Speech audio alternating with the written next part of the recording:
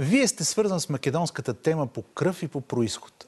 Защо нито веднъж не отидохте в Република Македония? Да, това беше символично. Символично и нарочно, така ли? Не, това е част от българската политика. Това не е еднократно мое решение. То е взето заедно след много внимателно обмислене и с Министерство на външните работи, всички отговорни фактори. И нека да кажа защо и да обясня. Предишният президент на България много се гордееше с своите безкрайно много срещи и посещения в Македония. Но това, което аз заварих от ден първи, беше безкрайен брой провокации срещу България. Невероятно хулене денонощно по македонските медии. Огромен брой провокации във всички международни институции и по всички международни трибуни срещу България. И да, аз промених политиката на България към Македония и казах, че тя вече няма да бъде романтична. Тя ще бъде прагматична. Посочих проблема. Когато комисаря по разширяването Фюле беше в България в първите месеци на моя мандат, аз бях човека, който му каза в очите: вашия доклад, уважаем господин комисар, не е верен за Македония. Проблем има. Посочих проблема. В началото ми беше трудно. Сега вече ми е много лесно.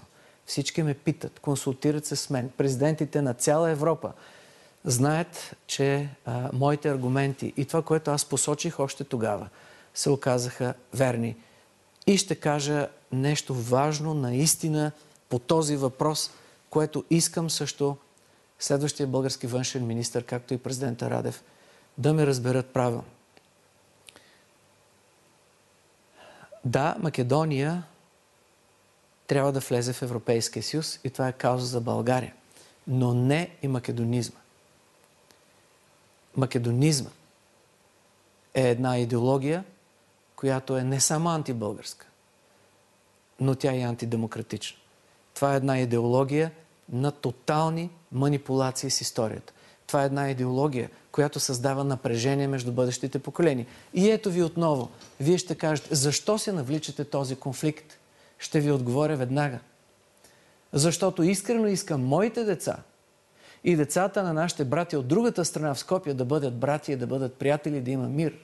Само че за да бъдат братя и да има мир, манипулираната история не работи за това. Заметената история, в която България е удобният фашист, враг, не работи за това. И аз искам и се противопоставих и постигнах не малко в тази посока да се посочи истината за македонизма и България да има позиция. И всички я знаят. И всички са наясно. Зададах на президента на Македония в прав текст въпрос още в първите седмици. Защо моя край, Пиринския край, е на вашата триумфална арка? Какво ми казвате с това? Че е водена война, каквато аз не знам да е имало в миналото, за моя край. Или те първа ще има. За това, защото искрено искам мир. Посочвам проблемите.